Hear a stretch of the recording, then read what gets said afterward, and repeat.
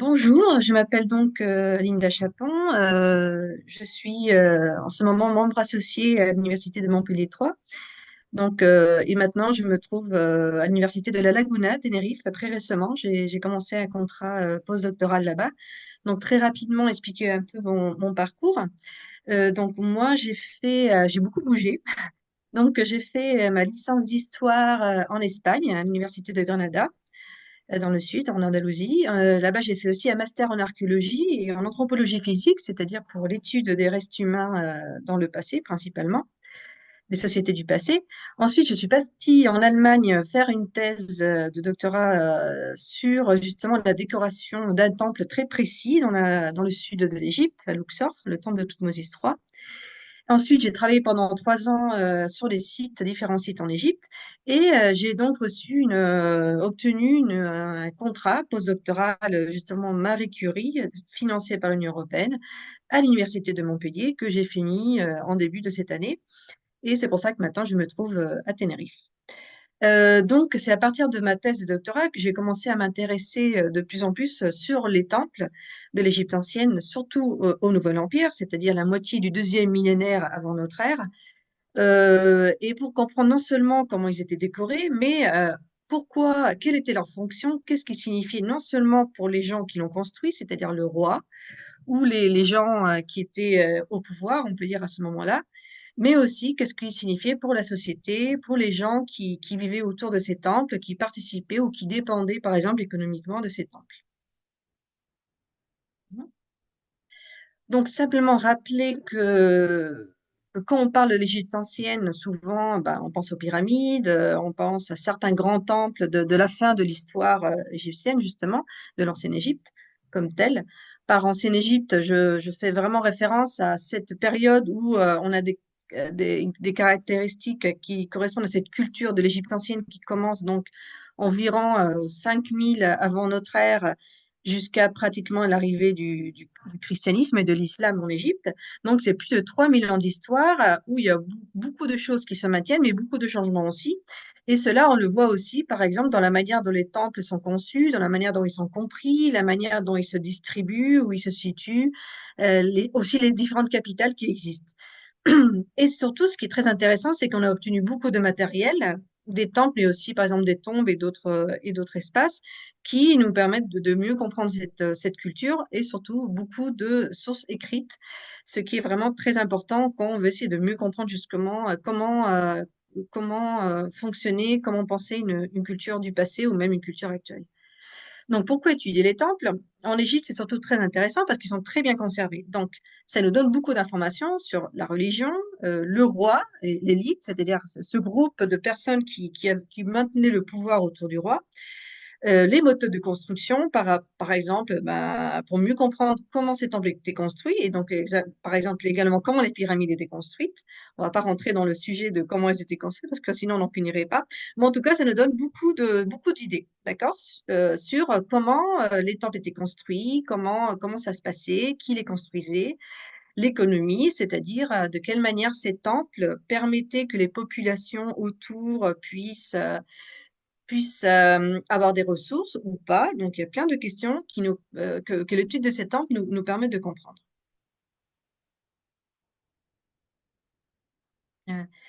Euh, Surtout, ce qui est très important quand on approche une culture du passé qui a disparu depuis très longtemps, mais ça vaut aussi pour une culture actuelle, c'est que c'est une culture qui est différente à la nôtre. Donc, on doit toujours essayer de ne pas utiliser nos propres idées pour comprendre comment cette culture fonctionne. Et ça, c'est quelque chose qui est très important, surtout quand on étudie, quand on fait des études des sociétés du passé ou des études sociales sur les différents groupes humains au long de l'histoire.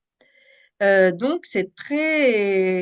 faut faire très attention à ne pas comparer directement notre culture à cette culture, puisque chaque culture est différente. Même s'il y a des choses qui peuvent être similaires, il faut toujours la comprendre comme différente.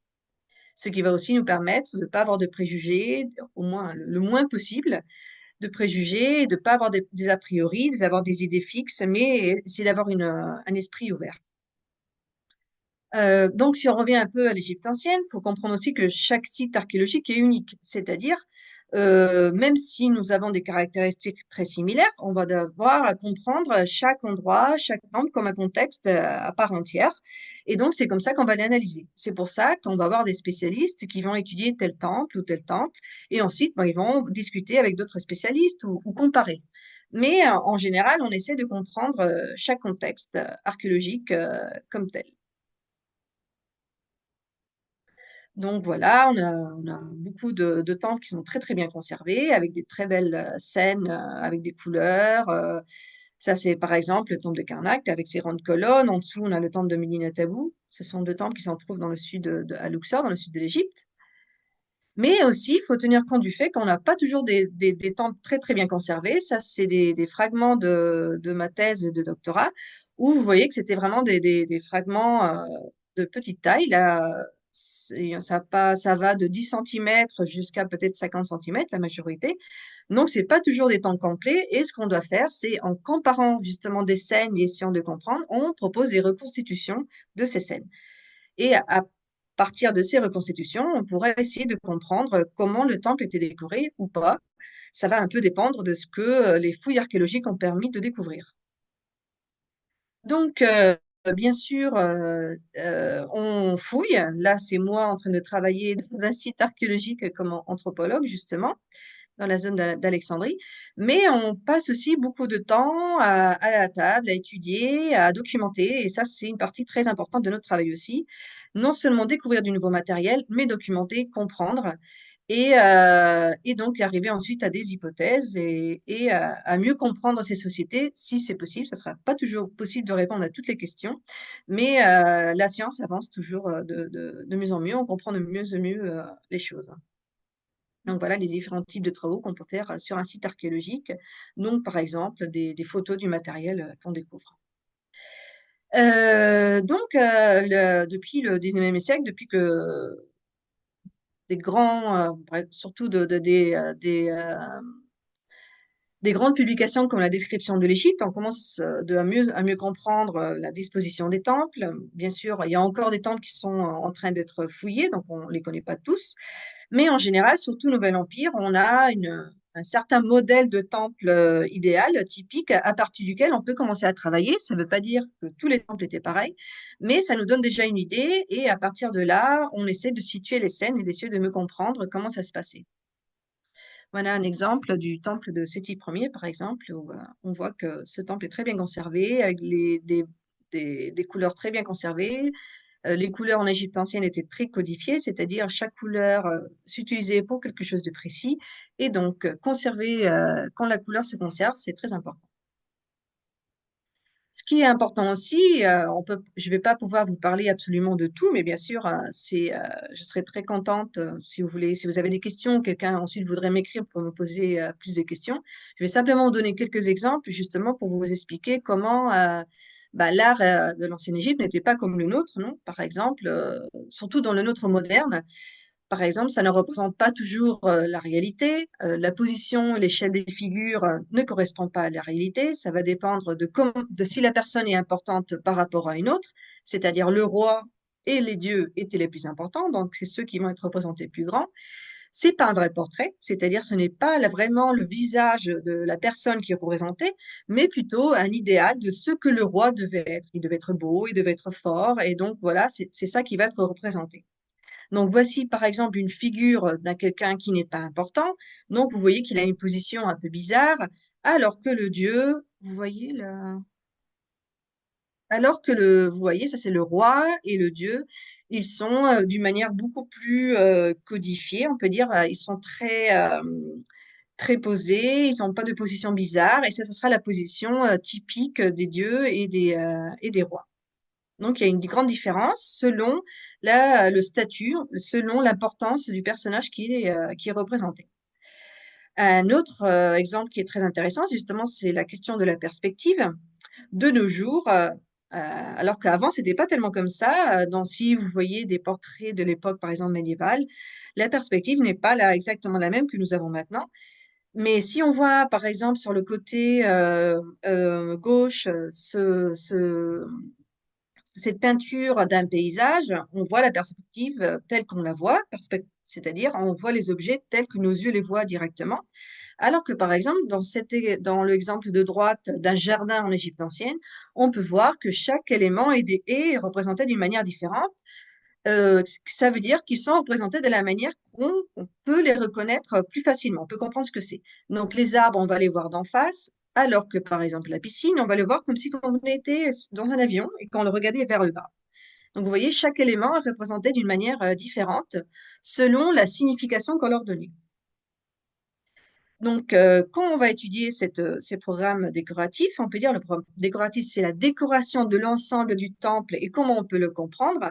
On va avoir différents éléments comme l'orientation des figures, les vêtements qu'ils portaient, le nom, les formules au texte qui accompagnent chaque scène, l'échelle des figures, c'est-à-dire si la figure est plus grande ou plus petite, le personnage sera plus important ou moins important, les types de couronnes, etc. Donc, il y a beaucoup d'éléments qu'on étudie pour essayer de comprendre comment ça fonctionne.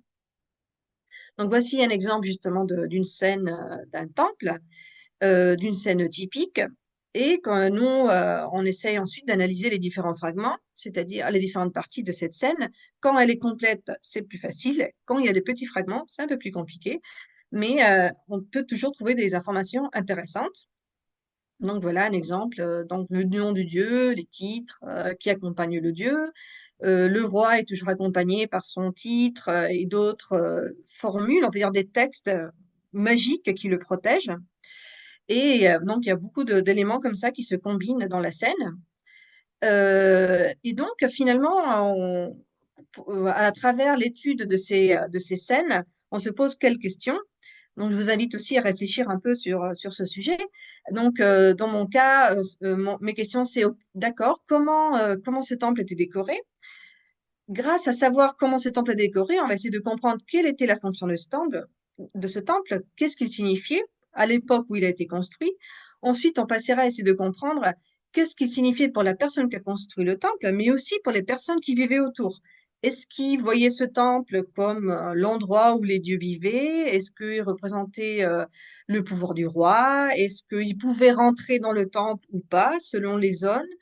Et en quoi leur vie dépendait au niveau de si on leur donnait à manger, s'ils travaillaient dans le temple, si on répartissait les offrandes qui étaient données aux dieux, parce que les dieux recevaient des offrandes de pain, de lait, etc. Donc, de quelle manière les populations participaient de ces monuments et comment ils le percevaient dans le paysage. Nous, par exemple, si maintenant on se balade dans une ville, on voit les églises, donc on peut essayer de comprendre qu'est-ce que ces églises signifient pour nous.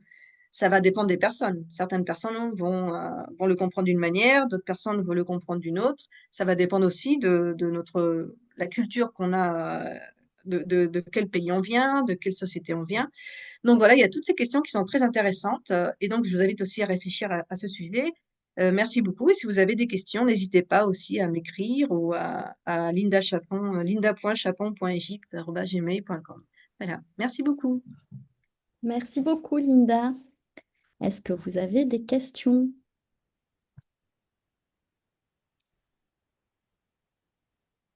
Alors, des fois, je vois pas bien. N'hésitez pas, même dans le chat.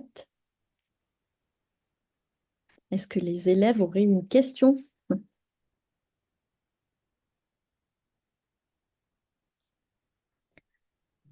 Alors, moi, je vais en poser une. Alors, du coup, j'ai une petite question, Linda. Alors, tu disais que tu avais beaucoup voyagé, justement. Et alors, ces voyages, qu'est-ce qui t'ont apporté, bah, par exemple, pour ta recherche ou, enfin, le fait même d'étudier à différents endroits, enfin, qu'est-ce que ça apporte, justement, les voyages? Moi, je pense que c'est très important de bouger. D'abord au niveau personnel, parce que justement, quand on étudie des cultures différentes, c'est très important de voir comment on vit ailleurs.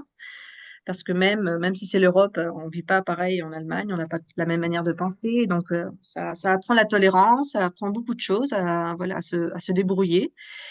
Au niveau de la recherche, on apprend ben, comment les choses se font aussi dans d'autres endroits, peut-être parce qu'on a d'autres manières de penser ou de voir les choses, on va peut-être trouver des questions différentes.